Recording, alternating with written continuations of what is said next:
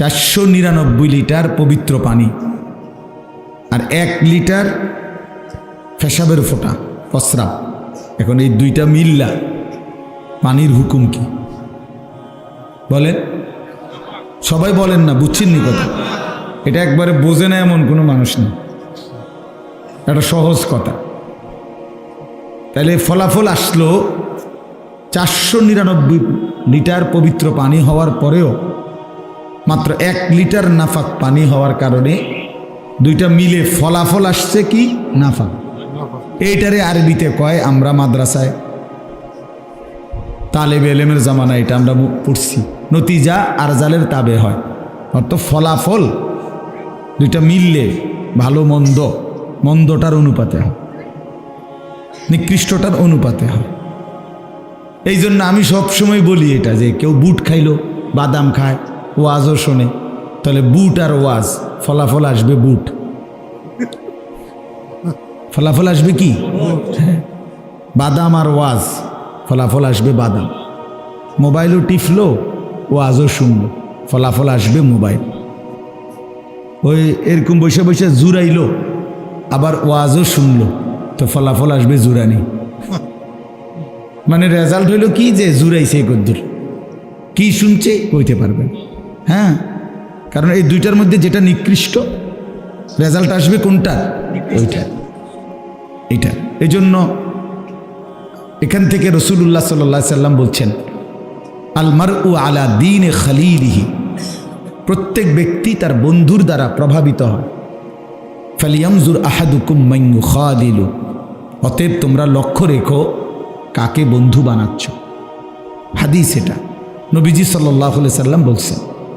তার মানে হলো, কেউ যদি কোনো অসৎ মন্দ লোক, চরিত্রহীন লোক, যেই কোনো পাপীর সাথে তার গভীর সম্পর্ক রাখে, তো খুব দ্রুত গতিতে তার মধ্যে ফলাফল আসবে ওই নিকৃষ্ট ব্যক্তির অনুপাতে। এটাই সত্য, এটাই সত্য। এজন্য এটা বাস্তবতা। সাথের 4 জন বিড়ি সিগারেট খায়, অল্প সময়ের পরে দেখবেন এর মধ্যে এটা আসর করছে।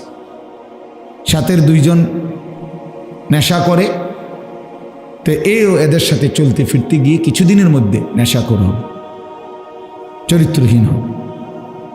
এটা একেবারেই পরীক্ষিত। রাসূলুল্লাহ সাল্লাল্লাহু আলাইহি সাল্লাম বলছেন। যদি বলেন তো অরে ঠিক করবে না, না, নিয়ম এটা মনে রাখতে হবে, কারো ইসলাহ, কারো সংশোধন তার সাথে মিশে গিয়ে নয়, তার গুনাহ নাফরমানির সাথে নিজেকে মিশে না। যে আমরা 2 জনে আগে তার লগে আমিও 2-1 বেলা সিগারেট খাই, আস্তে আস্তে সম্পর্ক গভীর হইলে পরে ছাড়াই এলাম, জি না, হবে না, হবে না। বরং ফলাফল আসবে যে একদিন তুমিও নেশা কর। এই জন্য নিয়ম হলো নিজেকে ঈমান আমলের উপরে শতভাগ ঠিক রেখে অন্যকে সংশোধনের চেষ্টা করা। কথা বুঝছেন না? এটা গুরুত্বপূর্ণ মূলনীতি, এটা সংশোধনের মূলনীতি। নিজে পেশাবের উপরে দাঁড়াইয়া আরেকজনকে দুধ খাওয়াইলে হইতো, এটা গুরুত্বপূর্ণ। রাসূলুল্লাহ সাল্লাল্লাহু আলাইহি সাল্লাম বলছে। এই জন্য অনেক সময় ছেলে পেলেদের মধ্যে এটা মানসিকতা কাজ করে, যে মন্দ লোকের সাথে বন্ধুত্ব করে ধীরে ধীরে তারা ঠিক করে না। বন্ধুত্ব করে ঠিক না, তোমার অবস্থান ঠিক রাইখা তারপরে ঠিক করে। মনে করেন এখন আসরের নামাজের ওয়াক্ত, আমার একটা ছেলের সাথে জেনারেল সম্পর্ক, আমি একজন হুজুর মনে করেন, তাই না? আমার দায়িত্ব কি, যে আগে কিছুদিন আগে নামাজ না পইরা তার লগে আমার আগে সম্পর্ক করতে হবে, পরে আস্তে আস্তে দুজনের নামাজ পড়ব নাকি? আমার এই আসরের নামাজ, এই যে কাজা হইল, এটা আর কোনোদিন আসবে আমার? তাইলে কথা বুঝছেন না? আমি তাকে বললাম, সে শুনলো না, তারপরও আমার নামাজ আমি শতভাগ ঠিক রাখতে হবে। আমাকে জামাতে যাইতেই হবে, আমাকে মসজিদে ঢুকতেই হবে, এইটা নিয়ে। এখানে অনেকে ভুল করে, এখানেই অনেকে ভুল করে। আগে আগে প্রেম করে, এরপরে হেরে মুসলমান হবে। আপনারে বলছি নি মুসলমান মানে হিন্দু মাইয়া রে, আগে প্রেম কইরে সেরা আমনে মুসলমান বানাই তৈব, ইসলাম আপনার কাছে এরকম একেবারে ঠেকে গেছে, আতফাও ধরে রয়েছে, বাবুরে যেমনি পারো এরেও তুমি মুসলমান বানো। আরে বাপরে, আপনি এত বড় মহান কান্ডারি ইসলামের, হ্যাঁ ফাইজলামির জায়গা পান না? কে শিখাইল এটা? এটা দিন না, এটা দিন না। এজন্য খেয়াল করা। রাসূলুল্লাহ সাল্লাল্লাহু আলাইহি ওয়াসাল্লাম বলছেন, লা তুসাহিব ইল্লা মুমিনা, ইমানদার ব্যতীত কাউকে বন্ধু বানায় না। ওয়ালা ইয়াকুল মালাকা ইল্লা তাকিয়্যুন, নবীজি বলেন ভালোবেসে মহব্বত করে মুত্তাকি দিনদার ব্যতীত কাউকে খানা খাওয়ায় না। সরাসরি হাদিস। আলতু ফালতুকে তোমার মাল তার পিছনে খরচ করো না, খরচ করো না তার পিছনে। কোরআন শরীফে আছে, আল্লাহ তাআলা বলছেন, বান্দা আমার দেওয়া সম্পদ থেকে তোমার প্রতি আমার হুকুম, ওয়ালা তাবগিল ফাসাদা ফিল আরদ, আমার দেওয়া এক কানা করি সম্পদ দিয়ে জমিনের মধ্যে ফিতনা হবে, ফাসাদ হবে, গুনাহের ন্যূনতম কোনো পরিবেশ কায়েম হবে, এমন কিছু তোমার সম্পদ দ্বারা করো না। ওয়ালা তাবগিল ফাসাদা ফিল আরদ,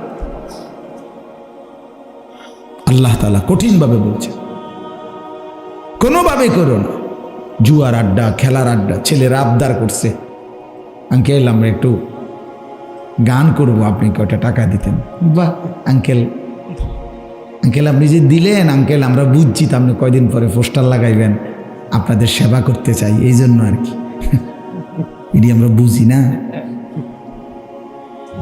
এটা তো আমরা বুঝি। আপনি কয়দিন পরে মেম্বরির দাঁড়াইবেন, এই জন্য আর কি। আখেরাত ভিন্ন জিনিস, মেম্বরি আরেক জিনিস। সেটা হইতে পারে আপনার মাকসাদ,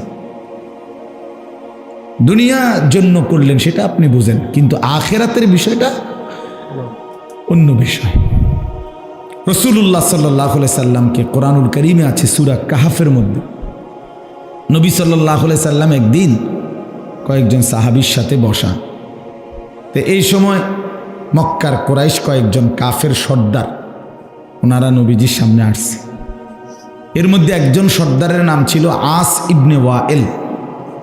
সে নবীজিকে দেখে বলল, মুহাম্মদ আসছিলাম তোমার সাথে কিছু কথা বলবো, শুনবো, আমাদেরও কিছু কথা আছে, তোমারও কিছু কথা কি শুনবো, কিন্তু এখন এই যে লোকটি লইয়া বইস এটি কিতা? এই সমস্ত আঙ্গাল কাঙ্গালের লগে বইতাম, হ্যাঁ মানে এখানে বেলাল, খাব্বাব, খুবাই, মানে এরা তো হইলো সব কৃতদাস ছিল, আগে গোলাম ছিল, এখন মুসলমান হয়েছে, সাহাবিও না। তো এদের তুলনায় তো এরা সামান্য, তো এগুলোর লগে নিয়ে বইতাম, হ্যাঁ ইজ্জত থাকিনি এগুলোর লগে বসে। তো সে বলল নবীজিকে, মুহাম্মদ তুমি দুইটা কাজের একটা করো, হয় এই লোকগুলারে এখান থেকে উঠায় দাও, তাহলে আমরা বসবো, আর নাই তো তুমি উঠতে আসে আলাদা আসো, আমরা তোমার সাথে বসবো, এগোর লোকে বসবো না। কোরআন শরীফে আছে, সাথে সাথে আল্লাহ তাআলা জিবরাইল পাঠাইয়া কোরআন নাজিল করে বন্ধুকে বললেন, ওয়াসবির নাফসাকা মাআল্লাযীনা ইয়াদউনা রাব্বাহুম বিল গাদাতি ওয়াল আশি ইউরিদুনা ওয়াজহাহু, বন্ধু সকাল সন্ধ্যা দিবানিশি আমি আল্লাহর সন্তুষ্টির জন্য যারা আমার বন্দিগি করে, আমারে ডাকে, আপনি আপনার নিজেকে মজবুতির সাথে তাদের সাথেই বেঁধে রাখেন, এক কদম উঠবেন না, সাবধান। বেঈমান সরে যেতে বলেন, যা বেঈমান, তোদের মতো নাফরমান সারা পৃথিবীর মালিক হইলে কি আছে? ওয়ালা আবদুম মুমিন খায়রুম মিন মুশরিক, কোরআন শরীফের আয়াত। আল্লাহ তাআলা বলেন ঈমানদার যদি গোলাম হয়, পৃথিবীর সমস্ত বেঈমানের চাইতে খায়ের সর্বোত্তম সে, হোক সে গোলাম।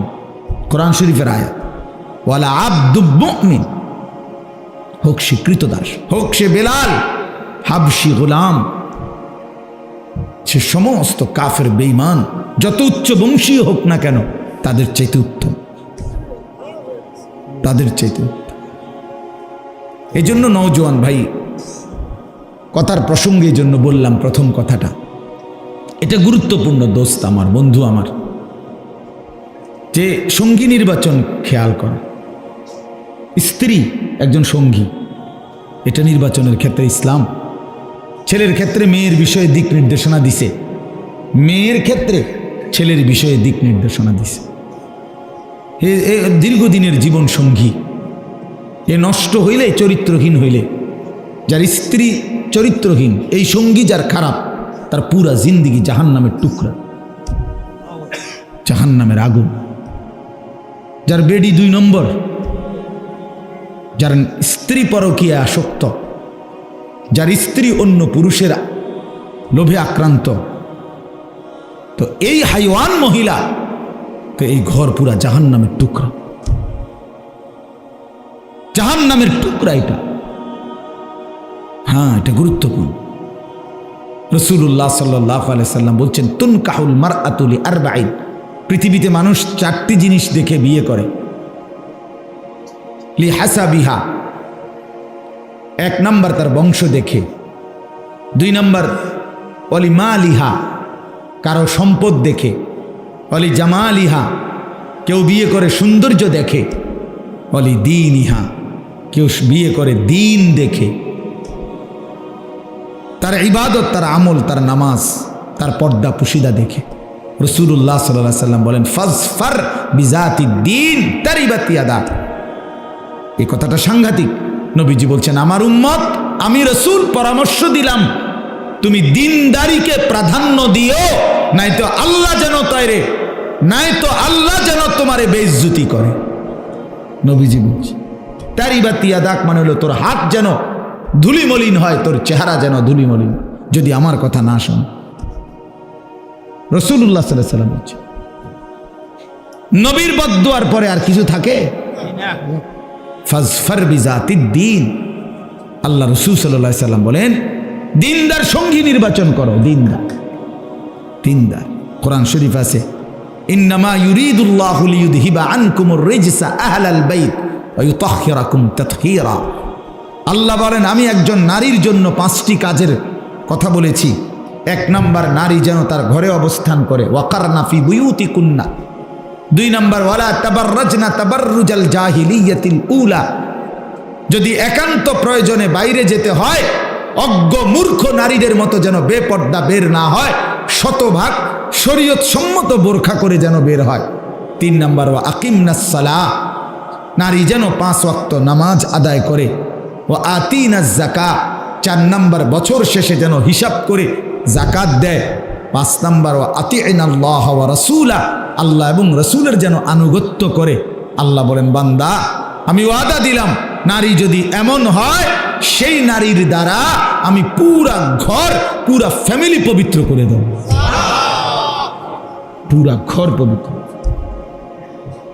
এক স্ত্রী চরিত্রবান, পুরা ঘর চরিত্রবান।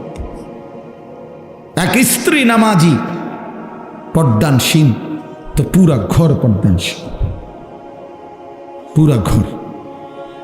আলহামদুলিল্লাহ, এমনি বলি শুকরের জন্য, আমার স্ত্রী, আমার বিবি আলেমা, তো আমার 3 বছরের মেয়েটা, আল্লাহকে সাক্ষী রেখে বলি, আপনি চলেন খবর নিয়ে, 3 বছরের ছোট্ট মেয়ে আমার বাসার গেট থেকে কোনোদিন হিজাব না দিলে বের হয় না। এটা দিন, এটা স্ত্রীর দিনের প্রভাব তার সন্তানদের উপর। রাসূলুল্লাহ সাল্লাল্লাহু আলাইহি সাল্লাম বলছেন, আবার মেয়ের বাপকে বলছেন, ইজা খাতাবা আহাদুকুম মিম্মান তারদাউনা দীনাহু ওয়া খুলুকাহু ফাযাওবিজুহু। তোমাদের কাছে তোমাদের মেয়ের ব্যাপারে যদি এমন ছেলের প্রস্তাব আসে, যার 2 জিনিসের ব্যাপারে তোমরা সন্তুষ্ট, এক হলো তার দ্বীন, আর এক হলো তার আখলাক। রাসূলুল্লাহ সাল্লাল্লাহু আলাইহি সাল্লাম বলেন, চেহারা যেমনই হোক, সম্পদ যাই হোক, নিশ্চিন্তে এমন ছেলের কাছে মেয়েকে বিয়ে দিয়ে দাও। সঙ্গী। কোরআন শরীফ আছে, এবার মজার কথা শুনি। কোরআনুল কারীমের মধ্যে আছে, আল্লাহ তাআলা হাসরের ময়দানে, আহা, নেককার স্বামী এবং স্ত্রীকে একসাথে ডাক দিয়ে আল্লাহ বলবে, উদখুলুল জান্নাতা আনতুম ওয়া আজওয়াজুকুম তুহবারুন। হে নেককার স্বামী, তুমি তোমার নেককার স্ত্রীকে নিয়ে গলাগলি করে হাত ধরাধরি করে হাসতে হাসতে জামাই বউ জান্নাতে ঢোকো। উদখুলুল জান্নাতা আনতুম ওয়া আজওয়াজুকুম তুহবারুন, খুশি খুশি ঢোকো। ঢুকলেই দেখবা ইউতাফু আলাইহিম বিসিহাফিন মিন যাহাবিন ওয়া আকওয়াবিন মিন ফিদ্দা। আল্লাহ বলে ভিতরে জান্নাতে ঢুকলেই দেখবা তোমার সামনে স্বর্ণের গ্লাস, স্বর্ণের থালা, রৌপ্যের গ্লাস ঘুরতেছে। তো বান্দা বলবে আল্লাহ ঘুরতেছে তো বুঝলাম, কিছু তো নাই ফ্লেটের মধ্যে। তা আল্লাহ তাআলা বলবে বান্দা দেবে তো, তোমার অর্ডারের অপেক্ষায়, তোমার মনে যা চাইবা তাই বলো, তৎক্ষণাৎ এখন উপস্থিত পাইবে। মা তাশতাহিহিল আনফুস ওয়া তালাজ্জুল আয়ুন। এজন্য বন্ধু আমার, দিন অনেক মজাদার, আল্লাহর কোরআন অনেক মজাদার, রাসূলুল্লাহ সাল্লাল্লাহু আলাইহি সাল্লামের সুন্নাত অনেক আনন্দদায়ক। আজকে আমরা মজা পাই নাই, আমাদের ছেলেরা, আমাদের মায়েরা, আমাদের বোনেরা, আমাদের হাজারো পুরুষ, আপনারা ইসলামের মধ্যে কোনো মজা পান নাই, দিন মাইনা কোনো মজা পান নাই। কারণ হইল বাস্তবতা হইল আপনারা আল্লাহর দিন পড়েনও নাই, পড়ার প্রয়োজনও মনে করেন নাই, জানার গরজও বোধ করেন না। যদি আল্লাহর কোরআন থেকে পড়তেন, রাসূলুল্লাহ সাল্লাল্লাহু আলাইহি সাল্লামের সুন্নাহ থেকে পড়তেন, তো আল্লাহর কসম আল্লাহর গোলামি আর সেজদার মধ্যে, আল্লাহকে মানার মধ্যেই জীবনের সবচেয়ে বেশি তৃপ্তি, শান্তি খুঁজে পাইতেন। বড় পীর আব্দুল কাদের জিলানী রাহমাতুল্লাহি আলাইহি, আমরা কিতাবে পড়ছি, ওনার সময়ের বাগদাদের বাদশাহ ওনাকে, ওনার যেই এলাকাটা, এই যে জিলান মানে গাইলান আরবিতে বলে, যেটারে আমরা জিলানি কই আর কি, গাইলান, এই যেই প্রদেশটা, যেই এলাকাটা ওনার ছিল, উনি যেখানে জন্ম নিছেন আর কি, তো ওই সময়কার বাদশাহ ওনাকে এই পুরা অঞ্চলটা হাদিয়া হিসাবে, উপঢৌকন হিসাবে দিয়ে দিছিল। বলছিল হজরত এটা আপনাকে দিলাম, এই পুরা, মনে করেন এই পুরা প্রদেশের যত খাজনা, ট্যাক্স, যত কিছু, এগুলো আপনার। তখন উনি বলছিলেন ওই বাদশাকে, বাদশাহ তোমার এই রাজত্ব তুমি নাও। রাত গভীরে তাহাজ্জুদের সেজদা দিতে গিয়া আমার কপাল যেটুকু মাটির মধ্যে লাগে, আল্লাহর কসম ওই মাটিটুকু আমার কাছে তামাম দুনিয়া তার মধ্যে যা আছে তার চাইতে দামি। আমি গভীর রাতের সেজদা দিয়ে মাটিতে ওই মাটিটুকুর যে মর্যাদা পাই, মজা পাই, স্বাদ পাই, দুনিয়া আমারে 1000 বার দিল আমি এটা নেব না, আমি এটা নেব না। হ্যাঁ, এই জন্য দোস্ত আমার, বন্ধু আমার, বাপ আমার, এটা বোঝা উচিত। এই মাহফিলগুলো, এই ওয়াজগুলো, আমি ব্যক্তিগতভাবে শুধু নিয়ম সর্বস্ব ওয়াজ বুঝি না। আমার কথা হলো, এক কথা প্রয়োজনে আপনারে 1000 বার বলবো, 1,00,000 বার বলি, তারপরও যেন কলিজায় ঢুকে বুঝতে চেষ্টা করি, আমরা ভাবতে শিখি। কোনো কারো সুরবালা, কারো টানবালা, হ্যাঁ, কেউ ডোলে, কেউ গজল গাইলো, কেউ লড়লো চললো, আরে ভাইয়া এতটুকুতে সফলতা না। জিন্দিগি পরিবর্তন হলো কিনা, কিছুটা বিবেক জাগলো কিনা, আমার অনুভূতির মধ্যে কিছু আসলো কিনা, এটা দেখার বিষয়, এটা দেখার বিষয়। এতটুকু বিবেক যদি নড়ে ওঠে, কোরআন শরীফে আছে, আল্লাহ বলছে আমার কোরআনের বৈশিষ্ট্য কি, অনেক, এর মধ্যে একটা বৈশিষ্ট্য হলো তাকশাইরু মিনহু জুলুদুল্লাযীনা ইয়াখশাউনা রাব্বাহুম। আল্লাহ বলে কোরআনের বৈশিষ্ট্য হলো যার অন্তরে আল্লাহর ভয় আছে, সে যখন আল্লাহর কোরআন শুনবে বা পড়বে, আল্লাহর কসম আল্লাহ বলে তার শরীরের চামড়ার পশমের যেই উপরে, যেই চামড়ার উপরে পশম, এগুলো দাঁড়ায় যায়। তাকশাইরু অর্থ হলো শিহরিত হয়ে উঠবে। সুম্মা তালিনু জুলুদুহুম ওয়া কুলুবুহুম ইলা যিকরিল্লাহ। আল্লাহ বলেন আমার কোরআন শুনতে শুনতে বান্দার অবস্থা এক পর্যায়ে এমন হবে যে তার সারা দেহ এবং দিল আমি আল্লাহর স্মরণে ঝুঁকে পড়বে, সেজদা দিবে। যে হায় মালিক, আপনি এত বড়, আপনার শান এত বড়, আপনার সৃষ্টি এত বড়, আপনি কত বড়, আপনি কত বড়। এজন্য বন্ধু বাপ, আমি এতগুলো কথা বলছি, লম্বা করে ফেলছি কথাটা, এই প্রসঙ্গটা আর কি। অর্থ হইল নীরবে মনোযোগের সাথে আল্লাহর কথা শুনবেন, দেখবেন আপনার মসজিদের ইমাম সাহেবের বয়ানই শুনবেন। ব্যক্তির কাঙ্গাল হবেন না, জনপ্রিয়তার কাঙ্গাল না, আল্লাহর কোরআনের দিকে ফিরবে। বুঝেন না আমার কথা? জনপ্রিয়তার ধোকা, আল্লাহর এটা কুদরত, আল্লাহর ইচ্ছা। কেউ আল্লাহ কাউকে 1000 মানুষের সামনে বলায়, কাউরে দিয়ে আল্লাহ 10 জনের সামনে বলায়। এটা কোনো 10 জনের সামনে কথা বললে আল্লাহর কথা, আর 1000 সামনে বললে এই কোনোটার মধ্যে সফলতা কিংবা ব্যর্থতার কিছু নাই। বুঝেন নাই? যেই হুজুর বয়ান করছে 10 জনের সামনে উনি ব্যর্থ, আর যে হুজুর বয়ান করছে 1000 লোকের সামনে উনি সফল। এই কথাটা বুঝছেন নি? সংখ্যার কম বেশির মধ্যে কি নাই? সফলতা কিংবা ব্যর্থতা নয়, আল্লাহ গ্রহণ করার মধ্যে সফলতা। আল্লাহ গ্রহণ করলে সফলতা। 1 কোটি মানুষ মনে করেন আমারে একেবারে স্লোগান দিয়া, মাথা তালগি দিয়া, 4 রাস্তার মাথা দিয়ে হতাই দিয়ে আইছে যে হুজুর আপনার ইজ্জত করে দিয়ে হতাই দিলাম। আল্লাহ তাআলা বললেন, আনিস আমি নিলাম না, আমি তোমার গ্রহণ করলাম না। তো আল্লাহর কসম, আনিসের মর্যাদা তখন কুত্তার সমান মর্যাদা আর নাই তখন, যদি আল্লাহ গ্রহণ না করে। আর আল্লাহ গ্রহণ করলে গোটা পৃথিবী না চিনলেও কোনো অসুবিধা নাই। হাজারো আউলিয়া আছে যাদেরকে মানুষ চিনে, এরকম আবার লক্ষ আউলিয়া এমনও আছে যাদেরকে কেউ চিনে না। বুঝেন নাই? কোরআনুল কারীমের মধ্যে মোট 25 জন নবীর নাম আছে। কোরআন শরীফে মোট নবীদের নাম আছে কয়জন? তো নবী মোট 25 জন। তো বাহিরা কই? বাকিদের কই? রাসূলুল্লাহ সাল্লাল্লাহু আলাইহি সাল্লামের সবগুলো হাদিস একত্র করলেও আরো নয়তো 15-20 জনের নাম পাওয়া যাবে। তো নবী মোট 30-35 জন। কথা বুঝছেন না? তো বাকিদের নাম কই? তো বাকিদের নাম যে পৃথিবীর কেউ জানে না, এই কারণে ওনারা ব্যর্থ। নাউযুবিল্লাহ।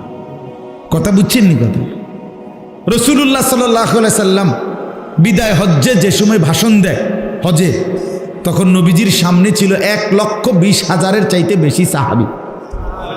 হজ্জের মধ্যে আসছে যারা, তো হজ্জে তো আর একেবারে বুড়া গাড়া বাচ্চা কাচ্চা সব আইছে না, বাইতে তো আছে আরো বহুত। বুঝেন না এই কথাটা? বুড়া মানুষ আছে, সবাই তো আর একেবারে ঘর চুক্তি ফুরা সবাই আইসে পড়ছে না। কারণ নবীজি সাল্লাল্লাহু আলাইহি সাল্লাম তো হজে আসছে মদিনার থেকে, মদিনার থেকে গেছে কোথায়? মক্কায় বিমানে, নাকি? তো তখনকার সেই রাস্তা, কোথায় রাস্তা কোথায় কি, যাই হোক, তাহলে এই 1.25 লক্ষ নবী সামনে সাহাবী ছিল। তো বাড়ি ঘরের মধ্যে তো আরো আছে, সেগুলো বাদ দেন। এই 1,20,000 বা 1,25,000 সাহাবী যারা রাসূলুল্লাহ সাল্লাল্লাহু আলাইহি সাল্লামের সামনে বিদায় হজ্জে ছিল, তাদের এই 1 লাখ দূরে থাক, 50,000ও না, পৃথিবীর কোনো কিতাবে, আকারে আসমানের নিচে জমিনের উপরে কোনো কিতাবে 10-20,000 সাহাবীর নামও একসাথে নাই। সর্বোচ্চ একসাথে বদরের যুদ্ধের 313 জন সাহাবীর নাম আছে, বদরি সাহাবীদের নাম আছে একসাথে, এই 313 জন। আর আমনে তাইলে 1000 সাহাবীর নামও খুঁজা মিলাইতে কষ্ট হবে নামগুলো। তো বাকি যে এই 1,20,000-এর মধ্যে থেকে যদি 1000 থাকে বা 10,000-এর নামে থাকে, তো বাকি 1,10,000-এর নাম যে কেউ জানে না, ও ঘরের যারা বাচ্চা কাচ্চা, তারপরে বুড়া মানুষ, এদের নাম যে কেউ জানে না, তো ওনারা ব্যর্থ।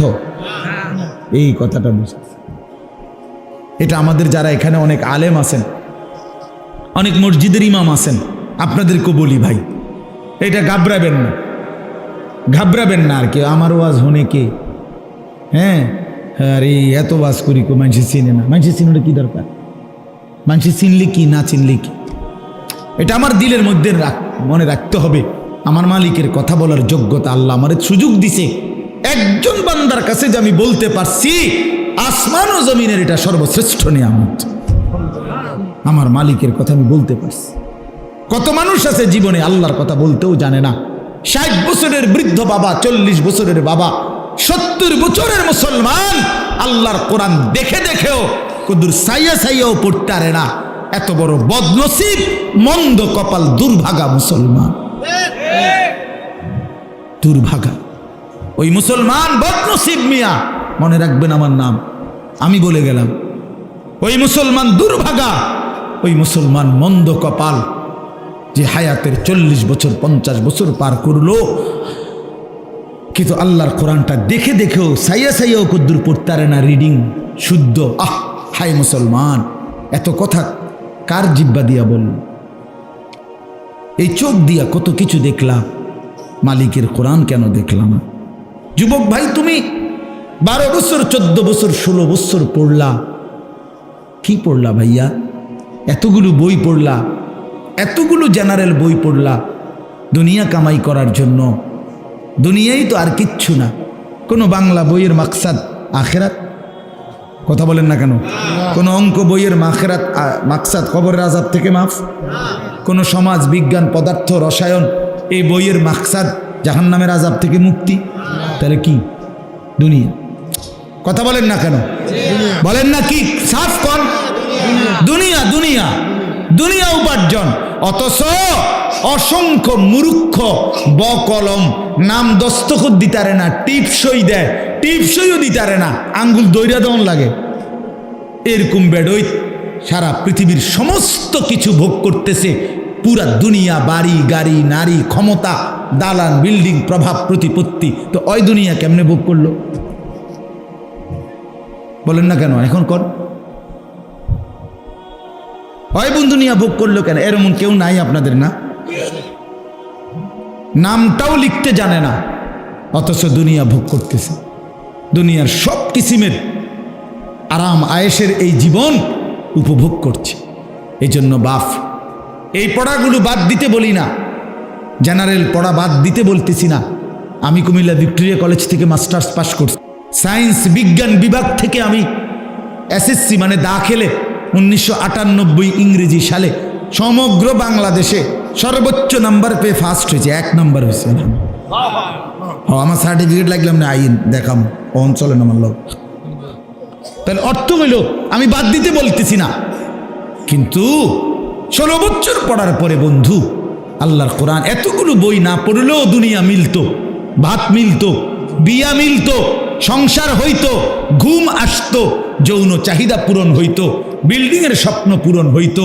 কিন্তু আল্লাহর কোরআন ছাড়া, সেজদা ছাড়া, নামাজ ছাড়া, আল্লাহর বন্দেগী ছাড়া, আল্লাহর কসম বাপ আমার, বন্ধু আমার, এক ঢোক পানি কবর থেকে নিয়ে হাসরে আখেরাতে কোথাও মিলবে না। দুনিয়া এমনি মিলে যায়। ওই মেয়ে এটা সরানো বারবার খটর খটর করে, তো দুনিয়া এমনি মিলে যায়। আমি তো বলি মিয়া, বুবা মানুষও দুনিয়া ভোগ করে, করে না? বুবা মানুষ ভাত খায়নি, বুবা মানুষ ঘুমায় কিনা, বুবা মানুষ পেশাব পায়খানা করে কিনা, বুবা মানুষ বিয়া করে কিনা, বুবা মানুষের বাচ্চা কাচ্চা হয় কিনা। তাহলে বোঝা গেল দুনিয়া বুবাও ভোগ করতে পারে। তাহলে দুনিয়া ভোগ করার জন্য কথা না বললেও চলতো, কিন্তু আল্লাহর কোরআন কেন পড়তে পারলেন না? এই জবান থাকার পরেও, এই জিব্বা দেওয়ার পরেও কেন পারলেন না? আমার বয়স্ক বাবারা বলেন, হায়াতের শেষ সময়টা নষ্ট করে দিলেন চায়ের দোকানে, জিন্দিগির শেষ হায়াতটা শেষ করে দিলেন বিড়ি সিগারেট খাইতে খাইতে, জীবনের শেষ টাইমটা শেষ করে দিলেন চা দোকানে গল্প করতে করতে, টেলিভিশন দেখতে দেখতে। আহা মুসলমান, 60 বছর বয়স্ক মুসলমান যদি আজও আখেরাত মনে না পড়ে, তার কখন মনে পড়বে? 70 বছর বয়সেও যদি কবরের কথা মনে না পড়ে বাবা আমার চাচা, তাহলে আর কখন? আলাম ইয়ানি লিল্লাযীনা আমানু আন তাখশা কুলুবুহুম লিযিকরিল্লাহ। এটা কোরআনের আয়াত। রব্বুল আলামিন বলে, ইমানদার মুমিন, আমি আল্লাহর ভয়ে, আমার স্মরণের জন্য আমার বন্দিগির জন্য তোমার দিলটা নরম হওয়ার সময় আজও কি হয়নি? আলাম ইয়ানি, এই কথার অর্থ এটা। আল্লাহ বলে বান্দা 365 দিনে আমার একটা বছরে কোনোদিন ফজরের নামাজ পড়লা না বান্দা, তাহলে আর কোনোদিন কি ফজরের নামাজ পড়বা না বান্দা? আর কি কোনোদিন পড়বা না? তুমি কি তাইলে এই সিদ্ধান্তই নিয়ে নিছো? 30 বছর ধরে বান্দা আমার প্রতিদিন সুদ খাচ্ছ, মিথ্যা বলছো, 30 বছর প্রতিদিন ওজনে কম দাও, 30 বছর ধরে নিয়মিত কাস্টমারকে ঠকাও, এভাবেই রোজগার করতেছো, হারাম রোজগার। আল্লাহ যেন ডাক দিয়ে বলে বান্দা, তাহলে এই নাফরমানের রোজগারি আর কোনোদিন কি তাহলে ছাড়বা না? আর কি সময় হবে না? বলো বান্দা বলো। গত 20টা বছর ধরে তোমার ঘরে প্রতিদিন রঙিন টেলিভিশন চলে, নর্তকী নাচে, নাটক, সিনেমা, তোমার বউ বাচ্চা প্রতিদিন দেখে। আল্লাহ যেন ডাক দিয়ে বলে বান্দা, তাহলে এই গুনাহ আর কোনোদিন কি বন্ধ হবে না? তোমার ঘরে কি আর কোনোদিন এই নাফরমানি বন্ধ হবে না? ছেলেটা 16 বছর, 14 বছর, 18 বছর, একটা দিনও 5 ওয়াক্ত নামাজ, কোনো নামাজই পড়ে না। এ কেমন সন্তান বানাইলা? এ কোন মায়ের ঘরের বাচ্চা? এ কোন মুসলমানের সন্তান? বলেন বাপ, ছেলেরা বলো। 365 দিনে একটা বছরে কোনো দিন ফজরের নামাজ পড়ো নাই, তুমি মানুষের বাচ্চা? তুমি মানুষের বাচ্চা? কে বলছে বেটা নাফরমান? তুমি মুসলমানের বাচ্চা।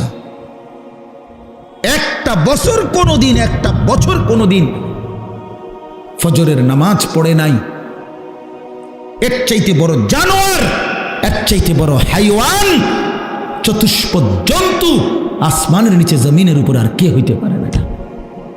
মালিককে এতদিন ভুলে যায় মানুষ? আল্লাহকে এতদিন ভুলে যায়? আস্তাগফিরুল্লাহ, আস্তাগফির। বিশ্বাস করেন আমার এটা কোনোভাবে কোনো যুক্তিতে বুঝে ধরে না। আমি বহু চিন্তা করছি যে হায় হায়, মুসলমানের বাচ্চা এত বড় নাফরমান কেমনে হইল? এটা তার মাকে, তার বাপকে তে কোন মার দুধ খাইল? তে মুসলমান পরিচয় দেয় কেমনে? এই জানোয়ার কেমনে মুসলমান পরিচয় দেয়? 6 মাসে 9 মাসে কোনোদিন 5 ওয়াক্ত নামাজ পড়ে না। আল্লাহ তাআলা কোরআনুল কারীমের মধ্যে বলছে, ইবলিস তুই আমার একটা সেজদা দিলি না। এই বাপ, মিথ্যা বললে আপনারা প্রতিবাদ করেন, আমি রাজি। ইবলিস একটা সেজদা দেয় নাই। আল্লাহ তাআলা সেদিন থেকে বলছে, আজকের থেকে তুই শয়তান। কি ইবলিস কি আগের থেকে শয়তান ছিল? তো ওরে তো আগে শয়তান বলতো না বেটা, ওরে তো আগে বলতো মুআল্লিমুল মালাইকা। সে তো ফেরেশতাদের কি ছিল? শিক্ষক। মুআল্লিম ফেরেশতাদের শিক্ষক ছিল। যেদিন একটা সেজদা দেয় নাই, সেদিন আল্লাহ তাকে বলছে, আজকের থেকে তুই শয়তান। এই জন্য বেনামাজি মনে রাখিস, তুই শয়তান। সাফ বললাম, সাফ। বেনামাজি শয়তান, যার কপালে সেজদা নাই, তুমি শয়তান। আল্লাহ তাআলা কোরআনুল কারীমের মধ্যে বলছে, ইবলিস তুই সেজদা দিলি না, ফখরুজ ফাইন্নাকা রাজিম, বের হ বেঈমান, আজকের থেকে তুই অভিশপ্ত। আউযু বিল্লাহি মিনাশ শাইতানির রাজিম, অভিশপ্ত। আজকের থেকে তুই বিতাড়িত। এজন্য সেজদা যার কপালে নাই সে রাজিম, অভিশপ্ত। কোরআন শরীফে আছে, আল্লাহ বলছে, ওয়া ইন্না আলাইকাল লানাতা ইলা ইয়াউমিদ্দিন। ইবলিসকে আল্লাহ বলছে, ইবলিস তুই আমার সেজদা দিলি না, একটা সেজদা, আজকের থেকে নিয়ে কিয়ামত দিবস পর্যন্ত তোর উপরে আমি আল্লাহর লানত, লানত, লানত। এজন্য বেনামাজি তোর উপরে খোদার গজব, খোদার লানত, খোদার লানত, খোদার লানত। ভাত খা বেটা, কোনো অসুবিধা নাই বেটা, ভাত তরকারি আল্লাহ আটকাবে না। মাছ গোস্ত আল্লাহ আটকায় না, ঘুম পেশাব পায়খানা যৌন চাহিদা পূরণ এগুলো আহামরি কিচ্ছু না। আল্লাহ বলে কুলু ওয়া তামাত্তাউ কালিলান ইন্নাকুম মুজরিমুন। আরে নাফরমান, খা বেটা, কিছু সময়ের জন্য দুনিয়া খা বেটা, ভোগ কর বেটা। আমি আটকাইতাম না, দুনিয়া আটকাবো না, ভাত খাইতে বাধা দিব না। ভাত আমি খানা, পেশাব, ঘুম, যৌন চাহিদা পূরণ। আল্লাহ বলে বান্দা এগুলো আমি আটকাই না, এগুলো আমি কুত্তার চাহিদাও পূরণ করি। তোরটা পূরণ করতাম না, আমার কুত্তাও খায়, তুই খাইতি না? খা বেটা, বাতে না দুগা খাই দিয়ে না বেটা, পাঙ্গা সারি আর কিতা তেলাপিয়া, আর কি ধন্যবাদ, কাঁচামরিচ, খিরা, টমাটো, দুন্দুল, করলা, আর কিতা, হ্যাঁ, লম্বা সিম, ছোট সিম, আর কি বাজারে এই তো দুনিয়া ভোগ করলা, লাল শাক, পাট শাক, আর কি। আল্লাহ বলে আমার জঙ্গলের বাঘ প্রতিবেলা গোশত খায়, আমার জঙ্গলের সিংহ প্রতিবেলা গোশত খায়। তো তোর চাইতে তো বেশি দুনিয়া আমি তাগরে খাওয়াইতেছি। একটি হাতি, ভাইয়া আমি সত্য করে বলতেছি, গবেষকদের কথা হলো, যারা প্রাণীবিদ্যা গবেষণা করে তাদের বক্তব্য হলো একটি হাতি একদিনে 250 কেজি খাবার খায়, 90 লিটার পানি পান করে, 250 কেজি খাবার খায় একটা হাতি। তো গোটা পৃথিবীতে হাতি একটাই তো না, বাংলাদেশে হাতি একটাই। তাহলে আমি একবার চিড়িয়াখানায় দেখছি বাঘেরে গোশত দিছে খাইতে। আমি জিজ্ঞাসি ভাই কদ্দুর দিছেন?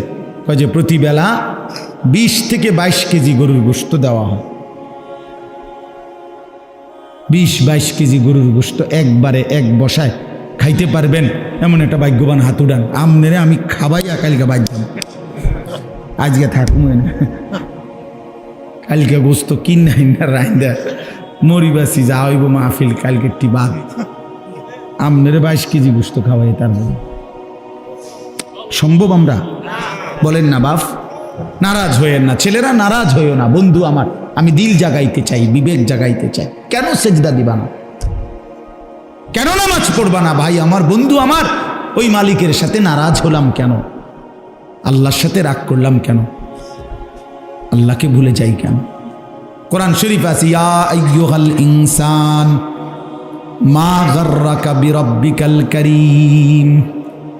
রব্বুল আলামিন বলে, হে মানুষ, আমার মতো দয়ালু মেহেরবান মুনিব, আমার মতো এমন মাওলা, কেমনে রে তুমি বান্দা আমারে ভুলে গেলা? মা গাররাক, কে তোমারে আমার মতো দয়ালু মালিক থেকে ভুলায় দিল?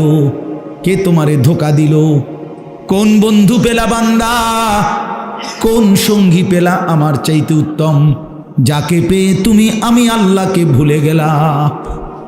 বলো না যুবক ভাই, পর্দার আড়ালের মা যদি শুনে থাকেন, মা আপনাকেও বলি, মা বোন আমার, কারে দেখাইতে আপনি বেপর্দা হইলেন? যে পুরুষগুলো বেপর্দা আপনারে দেখে, তারা কি কোনোদিন আপনারে ধন্যবাদ জানাইছিনি? তাইলে কোনো বেপর্দা নারীকে বলেন, একজন বেপর্দা মহিলাকে বলেন, হে বেহায়া নারী, ওই বেহায়া, তোরে কোনোদিন কোনো পুরুষ দেখা ধন্যবাদ দিছিনি? সবাই তোর রূপ যৌবনের দিকে তাকাইয়েই তো ছিল, লোভের দৃষ্টিতে, উপভোগের দৃষ্টিতে, কামনার দৃষ্টিতে, অবৈধ বাসনার দৃষ্টিতে। এই ছাড়া আর কি?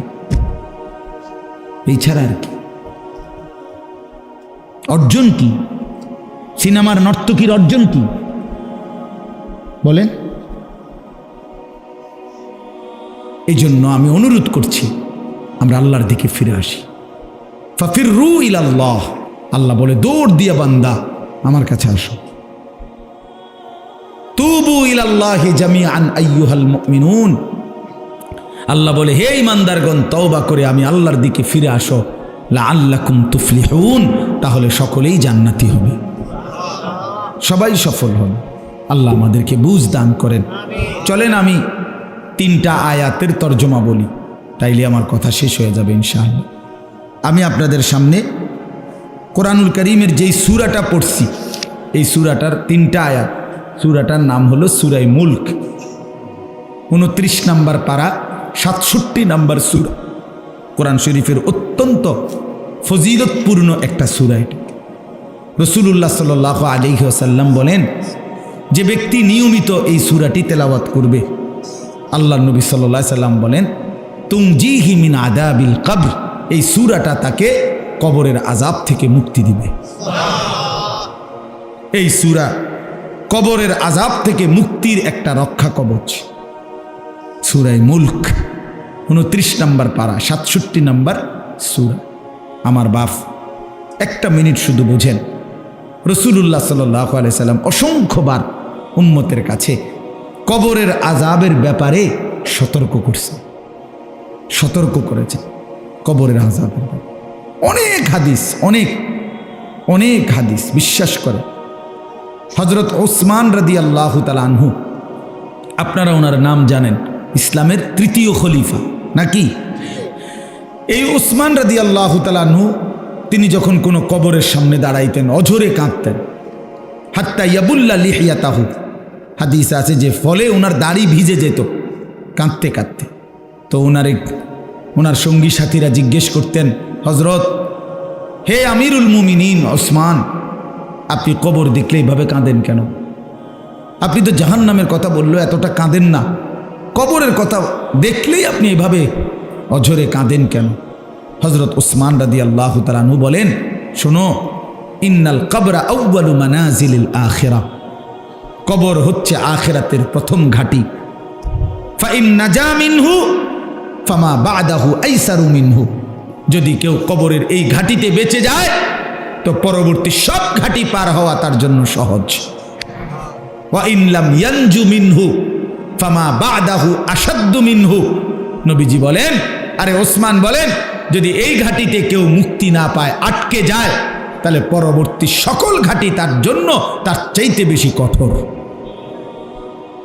এরপরে শুনেন, এরপরে উসমান রাদিয়াল্লাহু তাআলা আনহু বলতেন যে আমি আল্লাহর নবী সাল্লাল্লাহু আলাইহি সাল্লাম থেকে সরাসরি একটা হাদিস শুনছি, নবীজির হাদিস। আচ্ছা, নবীজি সাল্লাল্লাহু আলাইহি সাল্লামের ব্যাপারে আপনাদের ধারণা কি? তিনি কোনো কথা নাউজুবিল্লাহ জীবনে কোনোদিন এক বিন্দু বানাইয়া বলছেন, বাড়াইয়া বলছেন, অতিরঞ্জিত বলছেন? যা আল্লাহ বলেছেন হুবহু তাই বলেছেন। তো নবীজি সাল্লাল্লাহু আলাইহি সাল্লাম তিনি বলছেন, মা রাআইতু মানজারান কাত্তু ইল্লা ওয়াল কবরু আফজাউ মিনহু। রাসূলুল্লাহ সাল্লাল্লাহু আলাইহি সাল্লাম, এই যে কয়েকটা ছেলে, মুসলমানের বাচ্চাই তো নিশ্চয়ই, কিন্তু কথা বলে দেখেন বাহিরে। এমন এক গাফেল জাতি আমরা, মায়ের সন্তান জানেও না কোথায় আসছে। বহুত আপনারা জানেন না, আমরা সবাই আসলে খাট পালং আর সোফা ফার্নিচার নিয়ে ব্যস্ত। হুজুর দেখলে দোয়া চায়, হুজুর বিল্ডিংয়ের ছাদ ডালাই দিব, কিন্তু দোয়া করে দেন। এই গরকার নতুন কাম ধরছি, দোয়া করে দেন। আজা মাড়ি কোপ দিমু, দোয়া করে। আজগা নতুন করে ডালাই, আজকে কিন্তু দোয়া। হুজুর মোটর সাইকেল কিনছি, কিন্তু দোয়া করে দেন। এই দোকানের বিটটা লইছি, হুজুর দোয়া করে দেন। আমার কাছে একবার একজনই কইছে, হুজুর 1,10,000 টাকা খরচ করে ওই ওনার বাসায় গেছি, টেলিভিশন চ্যাপটা একটা দেখাইয়া উনি বলতেছে, হুজুর এটা 1,10,000 টাকার মতো খরচ গেছে, দোয়া করি। পরে আমিও দোয়া করছি।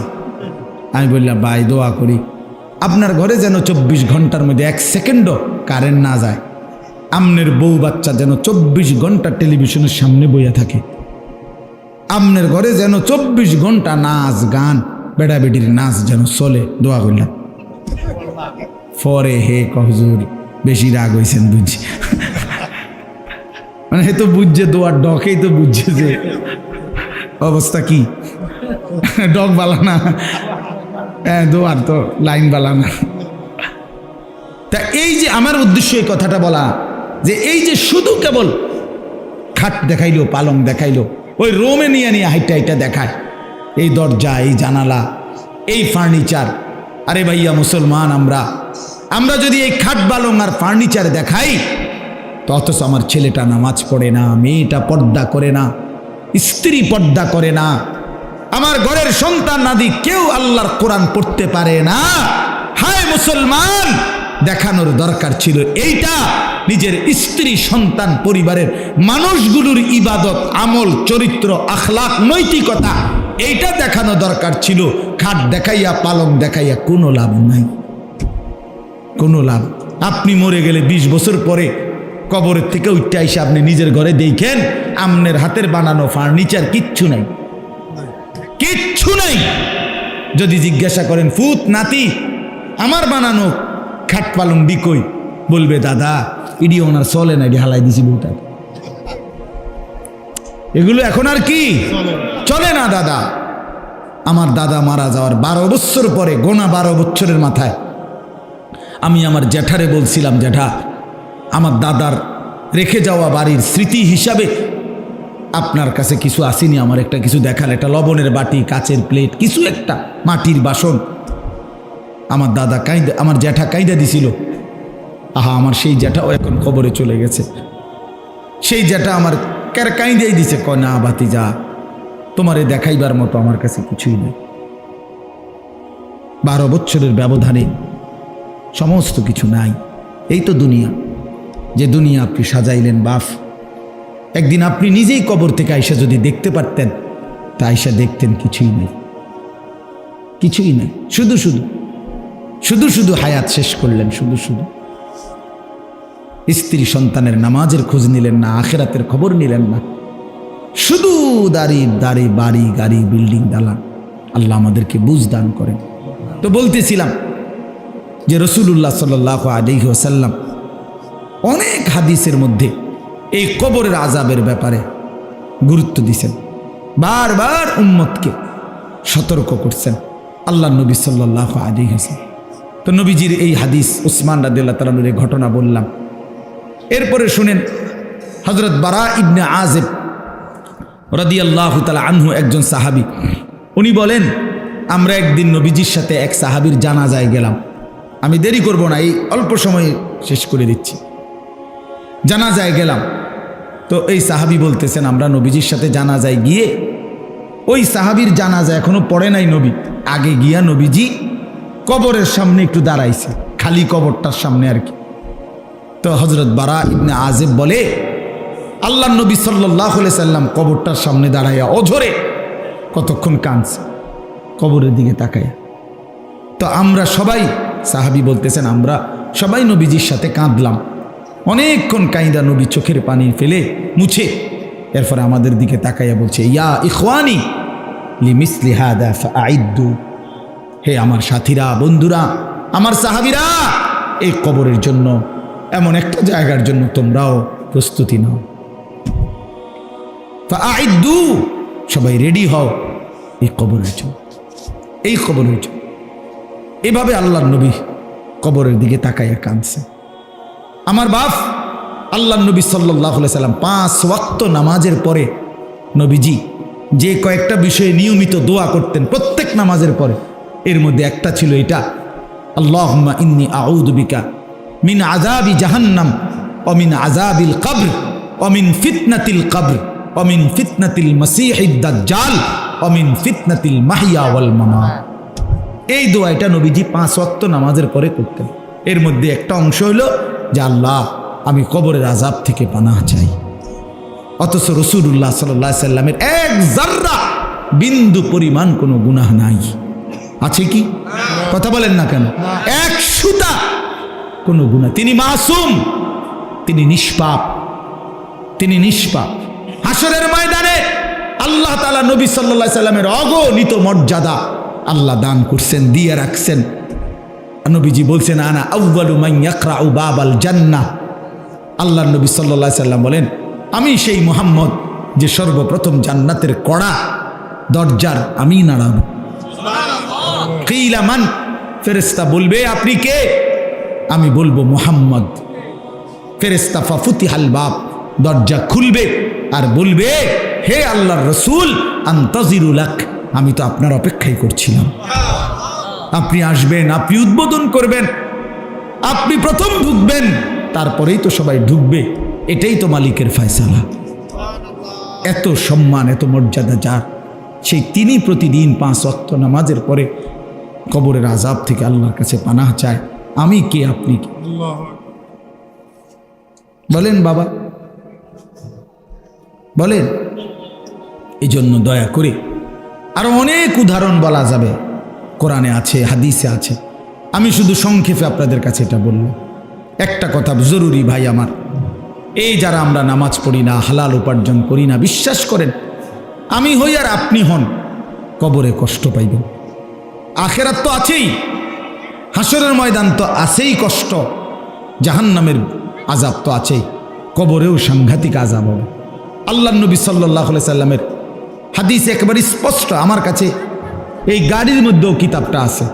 আল্লাহর নবী সাল্লাল্লাহু আলাইহি সাল্লাম বলেন, কোনো নাফরমান ব্যক্তি যখন কবরে 3টা প্রশ্নের জবাব দিতে পারবে না, আল্লাহর পক্ষ থেকে তখন বলা হবে আফরিশুহু মিনান নার ওয়ালবাসুহু মিনান নার ওয়াফতাহু লাহু বাবান ইলান নার।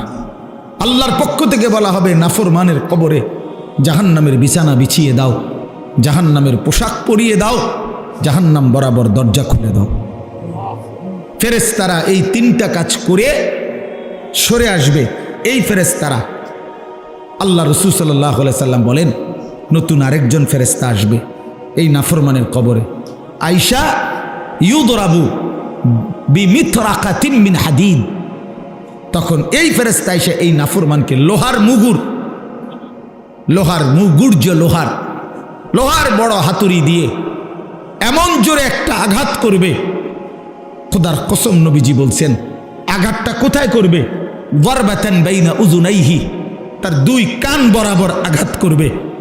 একটা আঘাতে আল্লাহ রাসূল সাল্লাল্লাহু আলাইহি সাল্লাম বলেন ফায়াসিহু সাইহাতান, এই নাফরমান এত জোরে চিৎকার করবে, ইয়াসমাউহা মান ইয়ালিহি ইল্লা সাকালাইন, মানুষ এবং জিন ব্যতীত আল্লাহ সব মাখলুক শুনতে পাবে। দোস্ত আমার, বন্ধু আমার, নিজের উপরে রহম করেন, নিজের উপরে দয়া করেন। রাসূলুল্লাহ সাল্লাল্লাহু আলাইহি সাল্লাম প্রতিদিন বলছে, নবীজি কবর প্রতিদিন ডাক দেয়, কবর ডেকে ডেকে সবাইকে বলে, দুনিয়াবাসী আনা বাইতুদ দুধ, আমি পোকামাকড়ের ঘর, আনা বাইতুল ওয়াহদা, আমি একাকী ঘর, আনা বাইতুল গুরবা, আমি অপরিচিত ঘর, আমার কাছে আইলে কেউরে চিনবা না, কাউরে পাইবা না। রাসূলুল্লাহ সাল্লাল্লাহু আলাইহি সাল্লাম বলেন, কোন নাফরমানের কবর যখন তাকে রেখে ফেরেশতারা চলে যাবে, কবর তখন তাকে প্রথম মিনিটেই এমন একটা চাপ দিবে, ডান পাশের মাটি বাম দিকে, বাম দিকের মাটি ডান পাশে। আল্লাহর কসম, নবীজির এই হাদিসে রাসূলুল্লাহ সাল্লাল্লাহু আলাইহি সাল্লাম বলছেন, এতে করে ডান পাশের হাড্ডি পাঁজর ভাঙ্গা বাম দিকে ঢুকে যাবে, বাম দিকের গুলো ডান দিকে ঢুকে যাবে। বন্ধু আমার, আমি দেখাই, আমরা তো ছাত্র জীবনে ওস্তাদের কাছে পড়ছি ভাই আমার। রাসূলুল্লাহ বলেন হাত্তা তাখতালিফা আদলাউহু, তার 2 পাশের হাড্ডিগুলো এইভাবে 2 আঙ্গুল যেভাবে ঢুকে গেছে, এইভাবে একটার সাথে ঢুকে যায়। খোদার কসম, আল্লাহর কসম, যদি বলো রসুলের কথা মিথ্যা, তাহলে আমি আর কার কথা বলতাম? বলে, যদি বলি আল্লাহর কথা মিথ্যা, তাহলে আর কার কথা বলতাম? কোরআন শরীফে আছে, আল্লাহ বলছে ফাবি আইয়ি হাদিসিম বাদাহু ইউমিনুন। আমার বান্দা, আমার এই কোরআনের কথার চাইতে আর কোন কথা বললে, এর চাইতে দামি আর কি বললে বান্দা তুমি আমার কথা বিশ্বাস করতা? খোদার কসম, এটা আয়াত কোরআন শরীফ, এই 29 পারাতে আয়াত এটা আছে। ফাবি আইয়ি হাদিস বাদাহু ইউমিনুন, এই কোরআনের পরে আর কোনটা বললে, আর কোন কিতাব নাজিল করলে বান্দা আমার কথা মানতা? বলো না ভাইয়া আমার, বাপ আমার, বলেন কেন নামাজ পড়েন? কেন নামাজ পড়েন? অনেক মানুষ আপনারা এখানে বসছেন, নওজোয়ান তোমরা, অনেক ছেলে, চেহারা দেখলেই বোঝা যায় বন্ধু সারাদিন একটা সেজদা দাও না। আরে বেনামাজি, তোর চেহারা দেখলেই চিনা যায়। বেনামাজি নির্লজ্জ, বেনামাজি অসভ্য, বেনামাজি গাদ্দার, গাদ্দার, গাদ্দার। বেনামাজি বেয়াদব, বেনামাজি চূড়ান্ত বেয়াদব, অসভ্য অসভ্য অসভ্য হাইওয়ান। এটা জন্তু জানোয়ার ছাড়ার কিচ্ছু না। আল্লাহ তাআলা মানুষের শরীর বানাইছে সেজদার জন্য, নাই তো কোমর বাঁকা হওয়া, হাঁটু ভাঙ্গা, কোনুই ভাঙ্গার কোনো দরকার ছিল না বাতের লাগিয়া। খানা খাওয়াইতে এত কিছু লাগে না। গরু ছাগল জন্তু জানোয়ারে আল্লাহ তাআলা এত আইটেম দিয়ে খাওয়াইছে না, এমনি খাওয়া। আমার ভাই, আমার বন্ধু, কেন নিজের উপরে জুলুম করছেন?